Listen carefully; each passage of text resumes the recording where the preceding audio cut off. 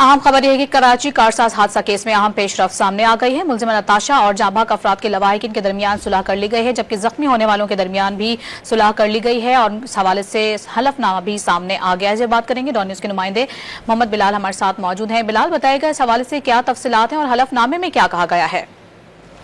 जी बिल्कुल, देखिए कारसाज हादसा केस के हवाले से में मामला तय पा गए हैं। हलफनामे की तमाम तरह जो है चीजें तैयार कर ली गई हैं, जबकि जांबाक इमरान आरिफ और आमना आरिफ के वर्षा की जानिब से हल्फनामा तैयार करवाया गया है, जबकि हल्फनामा आज मुलजिमा की दरखास्त जमानत की समाअत में पेश किए जाएंगे। वर्षा की जानिब से मुलजिमा की दरखास्त जमानत पर नो ऑब्जेक्शन सर्टिफिकेट भी जमा करवाया जाएगा, जबकि जो हल्फनामा है उसमें कहा गया है कि हमारे दरमियान मामला तय पा गए, हमने मुलजिमा को माफ कर दिया है, जबकि मुलजिमा को जमानत देने पर हमें कोई एतराज नहीं है। जो हादसा हुआ था वो जानबूझकर नहीं किया गया, जबकि इस तमाम तर जो ये हल्फनामा है ये अदालत में जमा करवाया जाएगा। जबकि जराये की जानिब से ये भी कहा गया है कि नताशा के अहले खाना ने आमना के अहले खाना को 5.5 करोड़ रुपए से जायद दियत के तौर पर रकम अदा की है। रकम की अदायगी पे ऑर्डर के जरिए की गई है, जबकि जराये की जानिब से ये भी बताया गया है कि आमना के किसी रिश्तेदार को कंपनी में मुलाजमत भी दी जाएगी और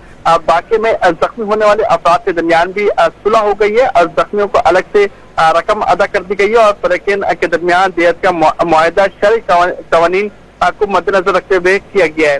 जी, बहुत शुक्रिया आपका।